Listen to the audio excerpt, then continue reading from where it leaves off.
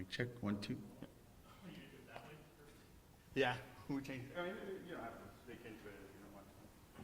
That's not gonna mess up their cameras? No, their microphones are plugged in there, so they'll get the audio.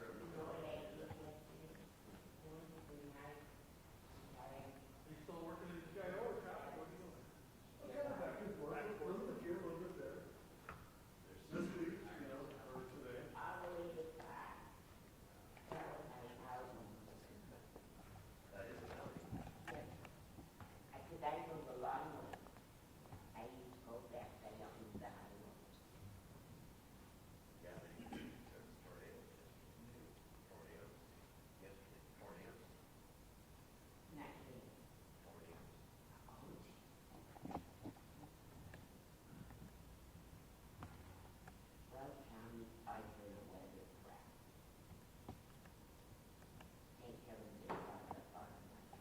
You ready, Jay?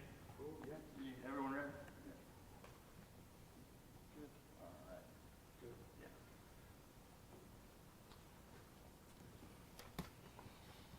You guys hear me okay? Camera's all right? You're good? All right. Good afternoon. Thanks for being here. I'm Matt Clark, Commander of the Major Crimes Division for the Denver Police Department. Here to give you an overview of the incident. Police officer involved shooting that occurred on Friday, June 4th, 2021 at approximately 5:30 p.m. in the 3800 block of North Olive Street in Northeast Denver. This is intended to be a preliminary briefing based upon the information that we've gathered after interviewing numerous witnesses, speaking with the involved officers, and analyzing evidence collected at the scene. Obviously, this investigation is at the early stages, and there may be information I do not have access to or cannot disclose at this point, so that may limit my ability to answer questions. But with that, I'll get started. On Friday, June 4th, 2021, at about 5:30 p.m., Denver police officers were dispatched to the area of Martin Luther King Park, and that's in the area of 38th Avenue and Olive Street in Northeast Denver. The officers were sent there on a report of an individual shooting a firearm into the park. In total, 6 separate 911 calls were received regarding the shots that were fired. Multiple callers reported observing the subject standing near a gray Jeep firing shots into the park. As officers arrived in the area, one of the 911 callers helped direct officers to the east side of the park. The uniformed officers arrived in the park within 5 minutes of being dispatched and located the subject on the east end of the park in the 3800 block of Olive Street. At the time, he was leaning into the front side of a gray Jeep and was not completely visible to officers.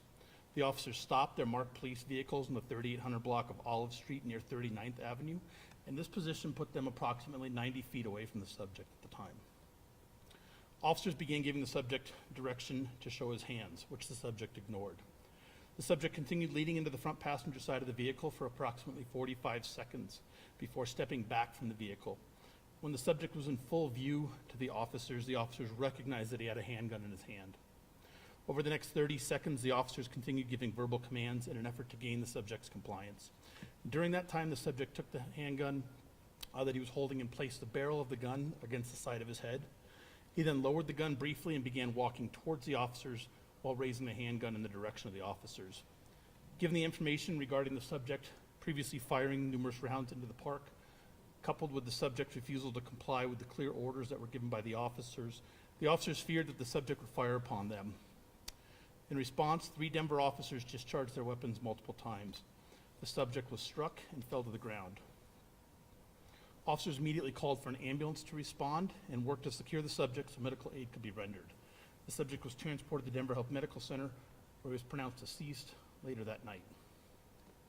Through the investigation, it was determined that 3 Denver officers fired a total of 14 rounds during the incident. The officers used, 2 handguns and 1 rifle were discharged during this incident. At the scene, investigators recovered a .45 caliber semi-automatic handgun, which was the firearm the officers observed the subject holding. Detectives located 24 .45 caliber casings in the area around the subject's vehicle. Additional live ammunition was located both inside and outside the subject's vehicle. There's no evidence that the subject discharged the firearm at the officers. Detectives interviewed multiple witnesses who described witnessing the suspect taking a shooter's stance while discharging the firearm multiple times at people in the park. Specifically, the subject appears to have fired at two individuals who were on the northwest corner of 38th and Olive, as well as an individual who was in the middle of the park directly west of the subject. None of these individuals were struck by the subject gunfire. At the time, there were multiple people in the park. There were numerous people utilizing the tennis courts and frequenting a nearby business there. The subject in this case has been identified as 31-year-old Colton Wagner, C-O-L-T-O-N Wagner, W-A-G-N-E-R. His date of birth is November 7th of 19.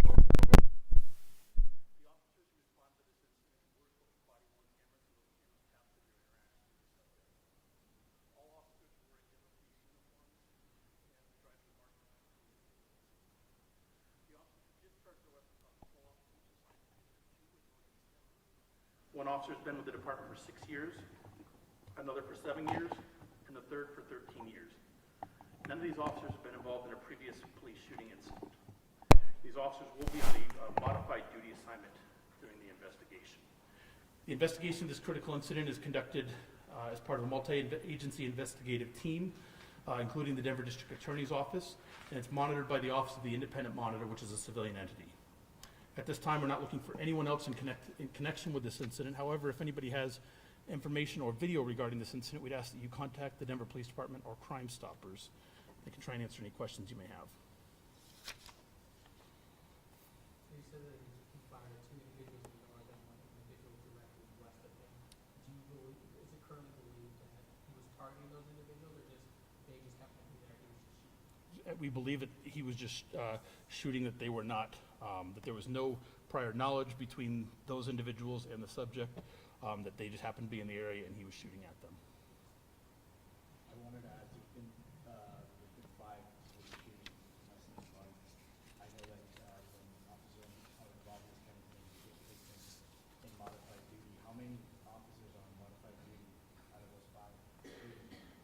So you're right, they do go to a modified duty assignment. I'm not certain of that number at this point. I think we can follow up offline on that. But in order to make sure staffing levels remain appropriate and we're able to respond to calls for service and citizens' needs, our resources are reallocated to address that. So is this impacting staffing, having as many shootings as opposed to? Fortunately, we're able to move staffing, move officers around from different assignments to cover those vacancies while they go through. Is this having any impact on overtime? I'm not certain on that specifically. And then I know you said that the 3 officers involved in the shooting on June 4th had no prior officer involved shooting. What about the cops in the other 4 shootings? I would have to look back at that. I think we discussed that during those press briefings after, but here today I'm not. I want to make sure we're accurate on the information I give you. Okay. Any, as far as the preliminary investigation, is there any possibility there was drug use there? Was the suspect under, was he intoxicated or substance use? So we're still looking into that, and we'll need to wait for the results of a toxicology report for any substance usage. Was this individual known to your department beforehand for any incident? It does not appear we've had any prior interactions with this individual. And then do you guys have an estimate of how many people were actually in the park's vicinity at the time of the shooting? We know there was, we can account for at least 8 specifically. There may have been other people there. We know that there was multiple people playing tennis back and forth on the multiple tennis courts that are on the north side of the park. And then there was a nearby business on the other side of Olive that was occupied as well. Any indication of why this particular park? No, no indication of why the particular park. Thank you. Thank you.